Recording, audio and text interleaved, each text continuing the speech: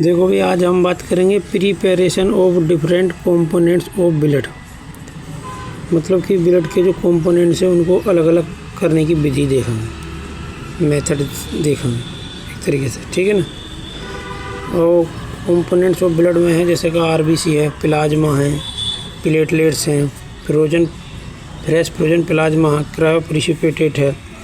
देखो मैं हर जगह जैसे लिखता हूँ 8, 9, 10, 11 लिखता आ रहा हूँ, लेकिन यहाँ पे हैं 11 और 12, मतलब 11-12 टॉपिक सेम है, बस यहाँ पर फर्स्ट सेकंड का अंतर है, तो इसलिए एक साथ ही मैंने लिख दी। छत पे बैठे हैं यहाँ तो मक्खी उड़ रही है भाई। इंट्रोडक्शन में आ जाओ। ब्लड कंपोनेंट्स प्रिपरेशन, ब्लड के कंपोनेंट्स की प्रिपरेशन इजमिस है, क्या है? द प्रोसेस, एक प्रक्रिया है ऑफ सेपरेटिंग, अलग करने की, whole blood into its individual components. Whole blood में से इसके इंडिविजुअल कंपोनेंट्स, मतलब जो अलग अलग कंपोनेंट्स हैं उसमें अलग करने की विधि है, प्रोसेसिंग है। लाइक रेड ब्लड सेल्स, जैसे रेड ब्लड सेल्स हो गई, प्लेटलेट्स हो गई, और क्या होगा? प्लाज्मा हो गया। और टारगेटेड ट्रांसफ्यूजन, टारगेट ट्रांसफ्यूजन के लिए टारगेटेड ट्रांसफ्यूजन बोले तो तुम्हें जैसे आरबीसी की ज़रूरत है तुम्हारे मरीज को, तो तुम ब्लड बैंक से आरबीसी तो लेकर आओगे। होल ब्लड की ज़रूरत है, होल ब्लड लाओगे। प्लेटलेट की ज़रूरत है तो प्लेटलेट लाओगे, तो उसी को बोलते हैं targeted transfusion.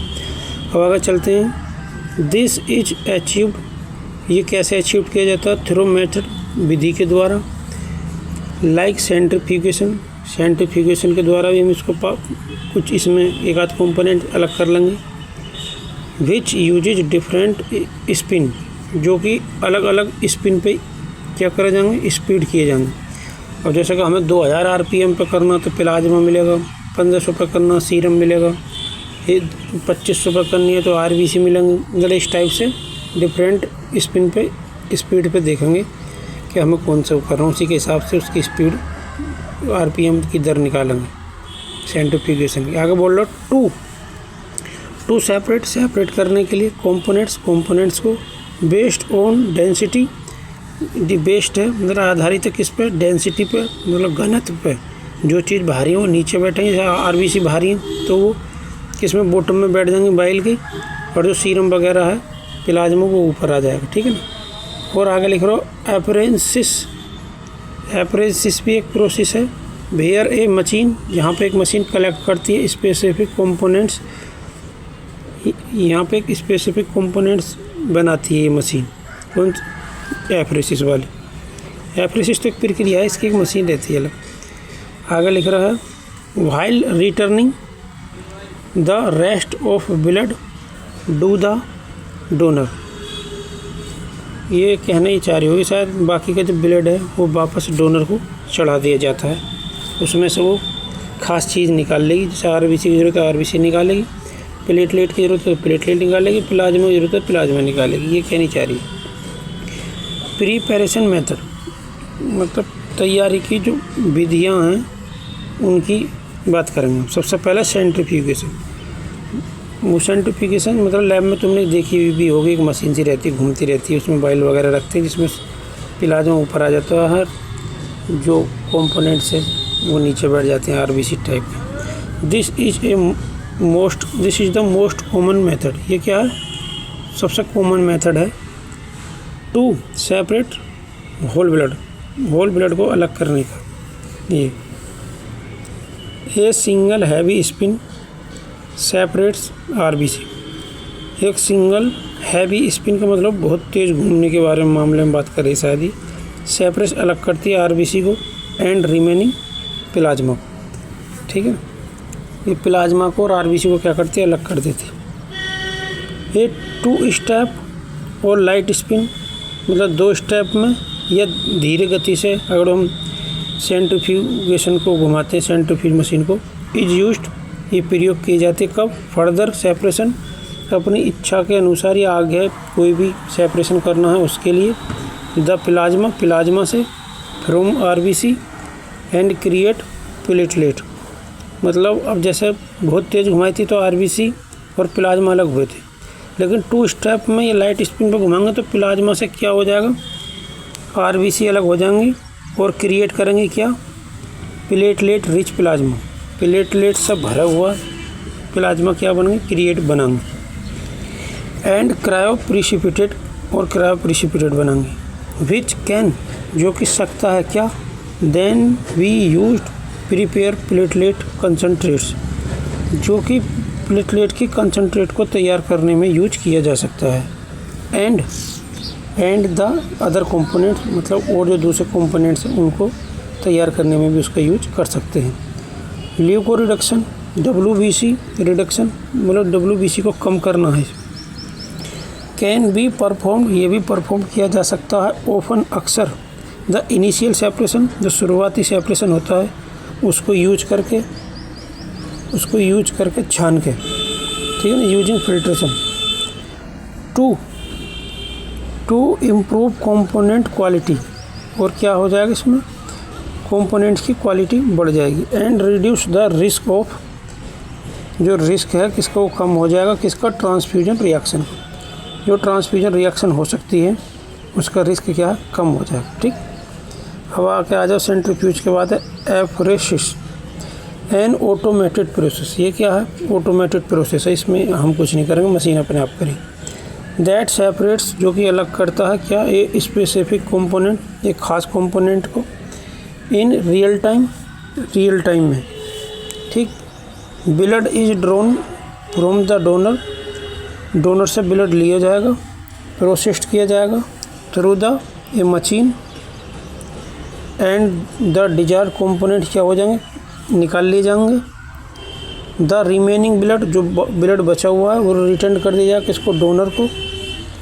This process allow ये प्रोसेस अलाउ करती है फॉर द कलेक्शन इकट्ठा करना ऑफ स्पेसिफिक कंपोनेंट, एक स्पेसिफिक कंपोनेंट्स को, सच एज प्लेटलेट एफरेसिस, आगे लिख रहा हूँ प्लेटलेट फेरेसिस भी बोल सकते हैं इसको, और प्लाज्मा फेरेसिस भी, आगे लिखो प्लाज्मा फेरेसिस, एक साथ भी लिख सकते हैं। Which yields more of a single component जो कि सिर्फ एक सिंगल कंपोनेंट्स को निकालने के लिए यूज किया जाता है। Then a standard whole blood donation, एक होल ब्लड डोनेशन की अपेक्षा इसमें क्या होता है, सिर्फ एक सिंगल कंपोनेंट निकाला जाता है।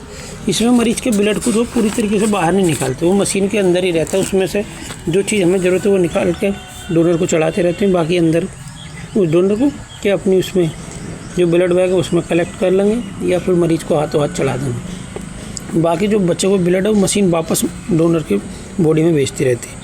अब अगर आ जाओ कंपोनेंट्स एंड देयर प्रिपरेशन, सबसे पहले है RBC separated using a heavy spin.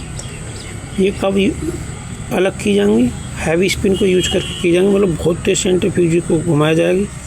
And store की जाएंगी इन ए स्पेशल सॉल्यूशन, एक स्पेशल सॉल्यूशन में, टू एनहेंस सेल्फ लाइफ, उनकी जो ज़िंदगी है, जो जीवन है उसको बढ़ाने के लिए स्पेशल सॉल्यूशन में मिलाए जाएंगे। ठीक है ना, जैसे ऐसे GM से हम बताई थी मैंने कल उस टाइप में।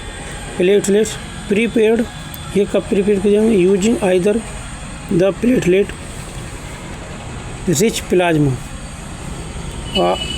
ये platelet rich plasma PRP method, मतलब PRP मेथड को यूज करते हुए क्या की जाएंगी, तैयार की जाएंगी। और द बफी कोट मेथड या बफी कोड के द्वारा, बफी कोड मेथड होगा कोई, उसको यूज करके प्लेटलेट को हम निकालेंगे। एंड मस्ट बी प्रोसेस्ड, और प्रोसेस्ड होंगी किससे, नहीं होनी चाहिए, और क्या होनी चाहिए, स्टोर होनी चाहिए विद इन 6 से 8 आवर्स ऑफ कलेक्शन। जैसे अभी किसी के ब्लड निकालो तो 6 से 8 घंटा के अंदर प्लेटलेट्स को अलग करके ब्लड बैंक में जहाँ भी रख सकते हो रख दो। ठीक है ना, अब तो चलो वो मर जाएँ, ख़राब हो जाएँ, टूट फूट जाएँ, कुछ भी हो सकता है। प्लाज्मा की बात करें तो collected from the top layer, जो सेंट्रीफ्यूगेशन में शुरू में हमने RBC और प्लाज्मा अलग करा है, तो उसमें ऊपर जो कुछ तेल जैसा भरा रहता है ना, उसको प्लाज्मा बोलते हैं। उसको क्या कर लेंगे, टॉप लेयर में आ जाएगा वो। ओफर ना आफ्टर सेंट्रीफ्यूगेशन के बाद जो मैं बता रहा हूँ वही। एंड कैन बी प्रोसेस्ड, और इसको प्रोसेस्ड किया जा सकता है इनटू फ्रेश फ्रोजन प्लाज्मा, और इसको फ्रेश फ्रोजन प्लाज्मा में कन्वर्ट करके रख सकते हैं। इसमें ब्लड बैंक क्रायो प्रिसिपिटेट क्या है, ये कंपोनेंट है, सेपरेट किया जाता है किससे, प्लाज्मा से, ये भी प्लाज्मा से निकाला जाएगा। एंड फ्रोजन, और इसको फ्रोजन किया जाएगा फ्रिज में रख के। Used to replace blood clotting factor, used किया जाएगा टू रिप्लेस, हटाने के लिए blood clotting factor, blood clotting factor को किसमें से, ब्लड में से हटाना है तो ये प्लाज्मा में से जिसमें से हटाना वो अपने हिसाब से हटाते हैं। बेनिफिट्स में क्या है, फ़ायदा क्या है इसका, थेरेप्यूटिक एफिशिएंसी, इससे थेरेप्यूटिक एफिशिएंसी बढ़ जाएगी। आगे देखते हैं। थेरेप्यूटिक एफिशिएंसी मतलब कोई बीमार आदमी है तो उसको ठीक करने में ज़्यादा आसान हो जाएगा, ऐसे समझ। Patient receive only the specific component, मरीज जो है एक खास स्पेसिफिक कंपोनेंट्स रिसीव करते हैं किस डोनर से या ब्लड बैंक से, ठीक है। पर ऐसा नहीं कि हर कोई मरीज स्पेसिफिक कंपोनेंट ही लेगा, किसी किसी मरीज को होल ब्लड की भी ज़रूरत होती है, ठीक है ना। दे नीड, उन्हें आवश्यकता होती है, such as red blood cells, मेरे पापा को चली थी रेड ब्लड सेल्स के 400 ml के 2 पाउच लगे थे। फॉर एनीमिया, उनके ब्लड आया तो बहुत ज़्यादा, तब अभी 2-3 महीने पहली बात है, नहीं शायद नवंबर लास्ट की बात है। विच मिनिमाइज, जो कि कम करता है क्या, रिस्क ऑफ रिएक्शन, जो कि रिएक्शन के जो रिस्क हैं, जोखिम है, उनको कम करता है। And complication from receiving unneeded parts, क्या कह रहा है, complication from receiving unneeded part, जो मतलब जिस पार्ट की हमें ज़रूरत नहीं है और उस पार्ट को भी हम मरीज के ब्लड में चढ़ाएंगे तो उसके जो रिस्क हैं उसको भी क्या करेगा, ये कम कर देगा। आगे लिखो parts of the blood, blood के जो पार्ट्स हैं। अब जैसे हमें ज़रूरत थी आरबीसी की और हमने लगा दी होल ब्लड, तो होल ब्लड में तो प्लेटलेट भी चलेगी, प्लाज्मा भी चलेगा। और मान लो वो जो प्लाज्मा है, प्लेट है, वो उन्होंने जाकर अंदर कुछ गड़बड़ कर दी तो मरीज की तो ऐसी तैसी हो जाएगी, है क्या ना। तो इसलिए जिस चीज़ की जरूरत है सिर्फ वही चढ़ाओ। आगे लिख रहा है इंक्रीज डोनर यील्ड। इसमें देखते हैं क्या, a single unit of donor blood can be use to treat multiple patient. ये डोनर जो है क्या करेगा, कई मरीजों को ठीक कर सकता है अगर इस हिसाब से काम चले तो, मतलब स्पेसिफिक कंपोनेंट दे तो। जैसे मान लो किसी को आज ब्लड प्लेटलेट दे दें, किसी को प्लाज्मा दे दी, किसी को आरबीसी दे दी, ठीक है ना, तो उसके बॉडी पे ज़्यादा असर नहीं पड़ेगा, वो बहुत जल्दी मतलब ये चीज़ डोनेट कर सकता है। मेकिंग द ब्लड सप्लाई, मतलब वही ब्लड की सप्लाई बना के मोर एफिशिएंट, अधिक एफिशिएंट बना के। अगर दूसरी, देखो ये टॉपिक तो है यहीं पे ख़त्म। अगर दूसरी तरीके से देखना चाहते हो तो ये भी है, देखो दिखाता हूँ मैं आगे। Introduction of blood components are prepared किए जाते हैं किससे, फ्रॉम होल ब्लड से, जो पूरा ब्लड है उससे, बाई एफरेसिस मतलब एफरेसिस विधि द्वारा, to meet specific transfusion need, जो कि क्या बनाती है, स्पेसिफिक ट्रांसफ्यूजन नीड्स को बनाती है। कंपोनेंट्स एंड प्रिपरेशन मेथड्स, इसमें जो है कंपोनेंट्स और प्रिपरेशन मेथड दोनों एक ही साथ दे रखे हैं, जबकि इससे पहले जो मैं सब पीछे पढ़ा चुका हूँ उसे कंपोनेंट अलग दे रखे हैं, प्रिपरेशन अलग है। प्रिपरेशन में क्या थे उनके, सेंट्रीफ्यूगेशन और एफरेसिस थी। और जी कंपोनेंट्स में थे ये आरबीसी, प्लेटलेट, प्लाज्मा, क्रायोप्रेसिपिटेट। अब इसमें देखते हैं, देखो इसमें कंपोनेंट एंड प्रिपरेशन में देखते हैं पैक्ड आरबीसी, तो प्रोसेस वही है, प्लाज्मा से उसको अलग कर लेंगे होल ब्लड से, ठीक है ना, एडिटिव मिला के रख लेंगे।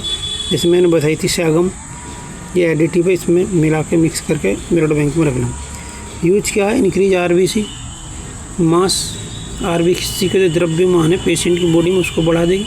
इम्प्रूव ऑक्सीजन डिलीवरी, जो ऑक्सीजन की डिलीवरी फिर वो मरीज की बॉडी में बहुत सही से होगी। फ्रेश फ्रोजन प्लाज्मा, यही जो मैं बता चुका हूँ कहाँ पे, ये वाली, ठीक है ना। आगे प्रोसेस यूज लिख रहे हैं इसके, वो ये separate plasma within 8 hours, freeze at -25 degree और बिलो, इससे नीचे।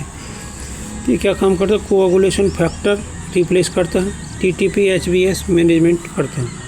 प्लेटलेट्स में क्या, ये कैसे तैयार करी जाएंगी, प्रिपेयर फ्रॉम होल ब्लड से करी जाएंगी, बिफिकोट विधि द्वारा और एफरेसिस विधि द्वारा। स्टोरेज कितना में, इसका 20 से 24 पे विद एजिटेशन के साथ। यूज क्या, इसके थ्रोम्बोसाइटोपिनिया, मतलब प्लेटलेट की कमी होगी उसके लिए मेडिकल टर्म उसको पूरी कर देगी, जो डेंगू में अक्सर होती है। प्लेटलेट डिस्फंक्शन, प्लेटलेट में कुछ गड़बड़ आ गई तो उसके लिए भी यूज करते हैं।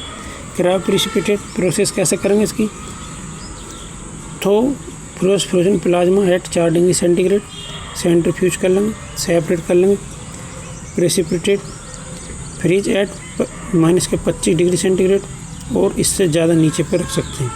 यूज क्या है इसका, फिब्रिनोजन रिप्लेसमेंट, जो फिब्रिनोजन रिप्लेसमेंट है उसको कर देगा इसे। Haemophilia A, von Willebrand disease, उसमें हेल्प करेगा। ल्यूकोसाइट WBC के हैं ये depleted components. Process use leukocyte filters, क्या करेंगे इसमें ल्यूकोसाइट को छानने वाला जो फिल्टर उसको यूज करेंगे टू रिड्यूस WBC। तो WBC के रिड्यूस को क्या करेगा, काउंट को कम कर देगा। यूज क्या है इसके, प्रिवेंट फेब्राइल रिएक्शन, जो फेब्राइल रिएक्शन है उनको कम करेगा। CMB ट्रांसमिशन को कम करेगा। प्रोसेसिंग स्टेप में क्या है, अब देखो अभी तक तो ये सिर्फ कंपोनेंट चले, अब प्रोसेसिंग स्टेप है collect whole blood in anticoagulant जैसे कि CPD, इसमें कलेक्ट कर लो। फिर सेंट्रीफ्यूगेशन कर लो, इसमें सेपरेट हो जाएंगे कंपोनेंट बेस्ड ऑन डेंसिटी, जो मैं पहले बता चुका हूँ। सेपरेशन कर लो। ये क्या, यूज ऑटोमेटेड और मैनुअल मेथड जैसे कि प्लाज्मा एक्सट्रैक्टर, प्लाज्मा को निकालने की मशीन। लेवलिंग कर लो, level components with required information, जो ज़रूरत वाली इंफॉर्मेशन है उसको लिख कर लेवल कर लो। जैसे ब्लड ग्रुप लिख लो, एक्सपायरी डेट लिख लो, ये सब लिखो। स्टोरेज कर लो किसमें, कंपोनेंट्स को अंडर ऑप्टिमल कंडीशन, जो उस कंपोनेंट्स को ज़रूरत है उन कंडीशन में। टेम्परेचर क्या है, ह्यूमिडिटी क्या है उसमें, ठीक। आगे है क्वालिटी कंट्रोल, कंपोनेंट्स इंटीग्रिटी, जो कंपोनेंट्स को ख़राब नहीं होना चाहिए उसको बना के रखनी है। उसको कैसे बना के रख सकते हैं, उसको टेम्परेचर वगैरह या मेंटेन करके। अब देखते हैं चेक फॉर हिमोलाइसिस, RBC टूट तो नहीं रही उसको देखना। क्लोट्स कंटामिनेशन, क्लोट्स तो नहीं बनने हैं। Level accuracy, verify level accuracy, level ज़रूर लगाना है। स्टोरेज, मॉनिटर टेम्परेचर ह्यूमिडिटी, ये टेम्परेचर और ह्यूमिडिटी चेक करते रहो, बस इतना ही। इस हिसाब से लिखना चाहो तो इस हिसाब से लिख लेना। ये यहाँ से BMT से लिखा मैंने, यहाँ से नीचे, और जो पहले बता चुका हूँ ये सब इसके हिसाब से लिखना चाहो तो वैसे लिख लेना, ठीक है ना। वैसे दोनों आसान है, कोई बहुत बड़ी बात नहीं, मेरे तो पढ़ते ही याद होगा, ठीक है ना।